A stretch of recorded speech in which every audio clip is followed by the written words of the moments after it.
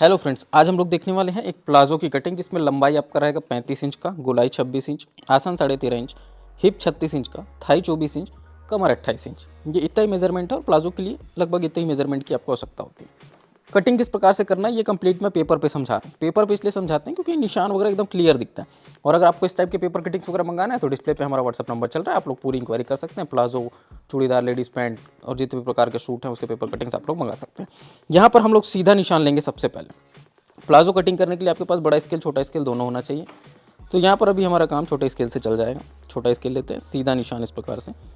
और वैसे तो मैं सजेस्ट करूँगा कि आपके पास बड़ा स्केल है, बड़े स्केल से सीधा एक बार में निशान ले लो। ठीक है, अभी आपको करना क्या है, 2 इंच का मेजरमेंट लेना है और ये 2 इंच छोड़ करके एक और सीधा निशान लेना है। इससे क्या क्लियर होता है कि यहाँ पर हम 2 इंच का मार्जिन छोड़ेंगे रबड़ लगाने के लिए।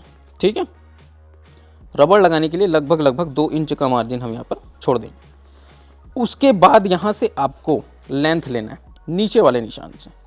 नीचे का मतलब ये वाले निशान से। ठीक है, यहाँ से आप टोटल लेंथ लेंगे, जितनी भी आपकी प्लाजो की लेंथ है। जैसे 35 है तो 35 आपको यहाँ पर मेज़र करना है इस तरह से।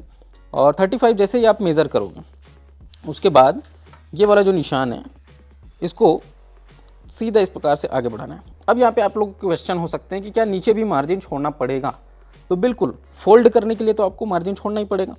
तो ये इस तरह से लगभग 1.5 इंच का मार्जिन यहाँ पर छोड़ देंगे। 1 इंच 1.5 इंच जितना आप फोल्ड करेंगे उसके हिसाब से। अब हम चाहें नीचे गोलाई का मेजरमेंट ले सकते हैं और चाहें तो डायरेक्ट ऊपर आके ऊपर के मेजरमेंट्स को अप्लाई कर सकते हैं। तो यहाँ पर सजेशन यही रहेगा कि आप नीचे गोलाई का मेजरमेंट पहले ले लो।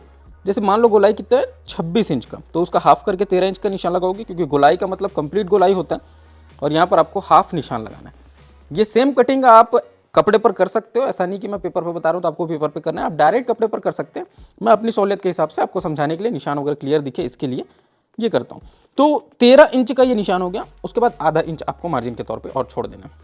ठीक है, मतलब गोलाई अगर 26 है तो 27 का आधा करके डायरेक्ट 13.5 भी ले सकते हैं। 1 इंच कंप्लीट मार्जिन के तौर पर छोड़ सकते हैं, जैसे आपको समझने में सहूलियत हो। उसके बाद आ जाते हैं वापस ऊपर की साइड में। तो यहाँ पर समझने वाली बात यह है कि अब कौन सा निशान लेंगे। तो यहाँ पर आप लोगे आसन का निशान। आसन आपको चाहिए 13.5 इंच, ये इस प्रकार से। ठीक है, अब यहाँ पर लगभग 7 इंच पर एक और मार्क करेंगे। ये मार्क क्यों? क्योंकि यहाँ पर हम हिप को मेज़र करेंगे। ठीक है, ये इस प्रकार से, ये सीधा मार्किंग और एक सीधा मार्किंग यहाँ पे। आमतौर पे हम कुर्तीज़ की कटिंग के लिए भी इसी तरह से करते हैं, सलवार की कटिंग्स के लिए भी करते हैं, तो ये कॉमन है। अब इसके बाद आ जाते हैं हम डायरेक्ट थाई पर।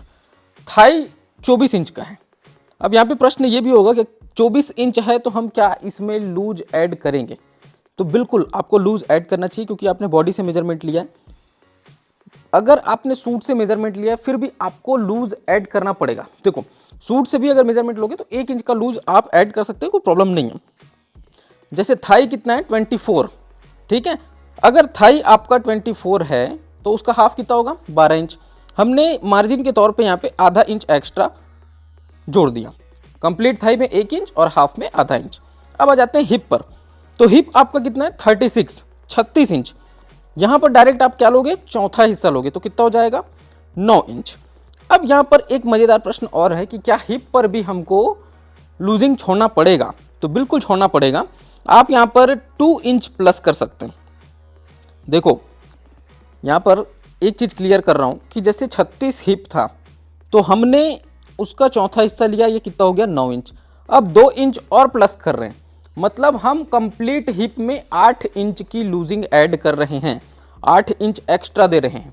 ये चीज़ आपने सलवार में, चूड़ीदार में और बाकी सारी चीज़ों में भी देखा होगा कि इतना लूजिंग कॉमन है ना। तो यहाँ पर 2 इंच एक्स्ट्रा ऐड करते हैं, जिससे कंप्लीट हिप पर 8 इंच ऐड हो जाएगा। ठीक है, उसके बाद थोड़ा सा मार्जिन के तौर पे आधा इंच, जो कि कॉमन मैं लेके चल रहा हूँ, आधा इंच मार्जिन हमने वहाँ भी दिया, आधा इंच यहाँ भी दिए और आधा इंच यहाँ भी दिए। अब इन निशानों को मिलाते चलना है। तो देखो, ये वाला निशान आपका नीचे वाला ये इस प्रकार से यहाँ पर मिल जाएगा, ये ऐसे। उसके बाद ये आप समझ लो सिलाई के लिए ये निशान है, ये इस तरह से इसको लगा लें। फिर ये जो निशान है इसको यहाँ से इस प्रकार से मिलाते चलना है। कमर का नाप लेने की आवश्यकता नहीं है, जहाँ तक मुझे लगता है कमर आपको नापने की आवश्यकता नहीं है। कमर का यूज़ कहाँ पड़ेगा उसको हम आगे देखेंगे। ठीक है, अभी हमने क्या किया, ये थाई का मेजरमेंट ले लिए, हिप का भी ले लिए।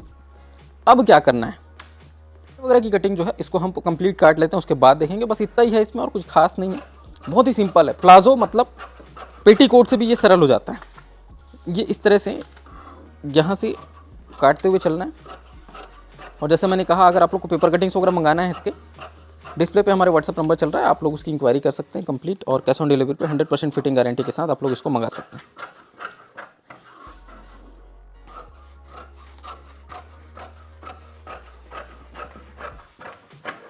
ये देखिए, यहाँ पर हम इस प्रकार से ये कट्स लगा देंगे।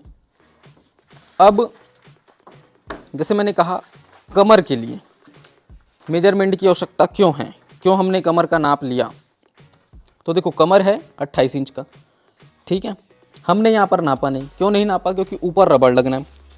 तो यहाँ पर जब आप रबड़ कटिंग करोगे, 1 इंची रबड़ यहाँ पे लगना है, तो यहाँ पर आप क्या करोगे, सीधा सीधा ज़्यादा कुछ नहीं, 6 इंच माइनस कर देना, ठीक है। और 22 इंची कंप्लीट रबड़ आप यहाँ पर लगा दोगे ऐसे।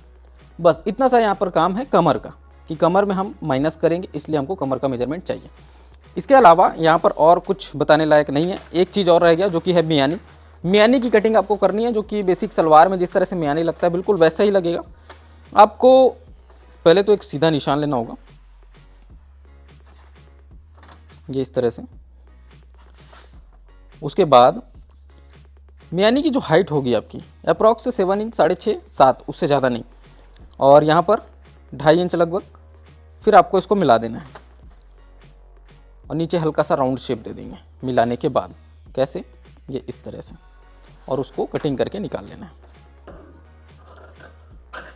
अब रही बात रबड़ की, तो 1 इंची रबड़ 22 इंच का काटना है, वो तो मैंने बता ही दिया।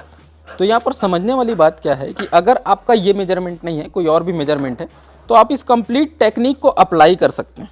ऐसा नहीं है कि आपको इसी मेजरमेंट के लिए बताया गया, मैंने सभी तरह से मेजरमेंट्स बता दिए। मियानी आप सेम साइज़ की लगा सकते हो किसी भी मेजरमेंट पे। अगर बहुत छोटा है तो आप मियानी की साइज़ को घटाएंगे। कमर 6 इंच माइनस करके रबड़ हर एक साइज़ में अप्लाई कर सकते हैं। और जैसा मैंने बताया आसन के लिए, तो आसन आप मेजर कर सकते हो, बॉडी से भी नाप सकते हैं और पुराने सूट वगैरह से भी आप नाप सकते हो उसको। आसन का मेजरमेंट इंपॉर्टेंट है। और बाकी जो टेक्निक आपको बताया गया कंप्लीट उसी को फॉलो करना है। तो फ्रेंड्स, ये वीडियो आप लोग को कैसी लगी? वीडियो अगर पसंद आए तो वीडियो को लाइक करना, शेयर करना।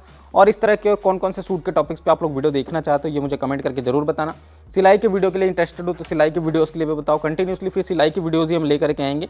और आप लोगों का मैं चाहूँगा कि इस तरह से इंटरेस्ट जो है इस चैनल पर बिल्कुल बना रहे, ताकि आप लोग कमेंट्स करते रहें, लाइक्स करते रहें। मुझे समझ में आता है कि हाँ आप लोग पसंद कर रहे हैं, और नहीं करते हो तो फिर मुझे लगता है कि नहीं आप लोग इंटरेस्टेड नहीं है। तो प्लीज़ आप लोग लाइक्स करें, कमेंट्स करें और ज़्यादा से ज़्यादा शेयर करें। चैनल पर पहली बार है, चैनल को सब्सक्राइब कर लीजिएगा। तो मिलते हैं नेक्स्ट वीडियो में, तब तक के लिए जय हिंद, वंदे मातरम।